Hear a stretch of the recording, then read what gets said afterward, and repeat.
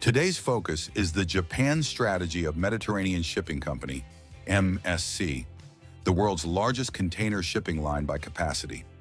We look at a February 3rd interview with the president of MSC Japan, Mr. Kai, published in the Maritime Press, and consider what it reveals about structural changes in Japan-related container logistics. The key message from the interview is clear. Mr. Kai stated that under the current service framework, MSC is approaching a point where it can no longer fully handle the increasing volume of Japan-origin cargo. To meet growing demand, the company is now considering further enhancements to its Japan port services. 3 points stand out. First, MSC is facing capacity constraints on Japan-related routes. Second, it is confident in its competitiveness in transshipment-based services for Japan to Europe cargo. Third, the company is placing greater emphasis on fast-growing north-to-south trade lanes. What is particularly striking is the comment that demand from Japan is becoming difficult to absorb. In recent years, the industry has often spoken of Japan passing, reflecting concerns over Japan's declining role in global shipping.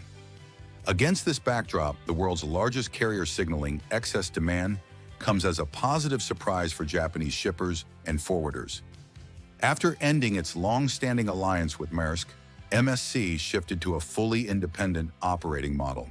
In Japan, it now runs services tailored to regional cargo flows. These include the Origami service, linking ports such as Tokyo and Yokohama with hub ports like Singapore and onward to East Africa, as well as services via Busan, branded as Kaguya and Sunrise. The Japan-focused naming reflects MSC's emphasis on locally rooted cargo development. A major industry turning point also underpins MSC's confidence. From this spring, several carriers, including Japan's Ocean Network Express, will end direct Japan-Europe port calls.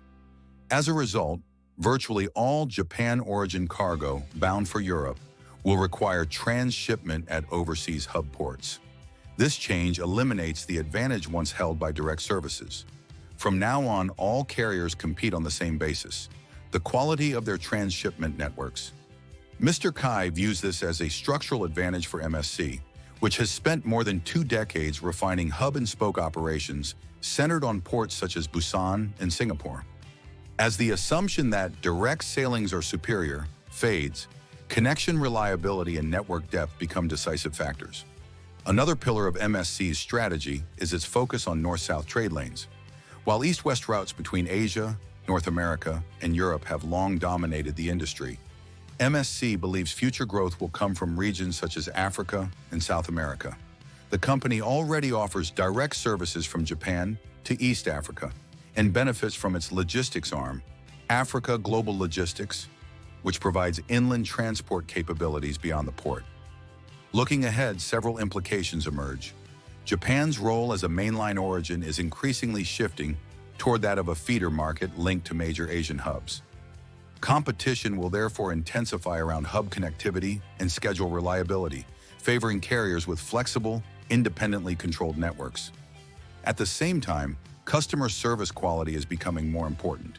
While MSC continues to invest in smart containers and tracking technology, it is also emphasizing responsiveness when delays or disruptions occur.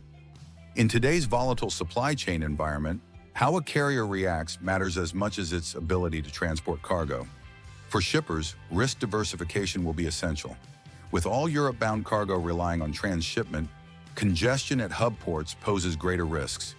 Maintaining multiple carrier and routing options will become a key part of logistics strategy. In summary, MSC's move to strengthen its Japan services reflects not only rising demand, but also a broader transformation in the structure of Japan-related container shipping. Thank you very much for listening.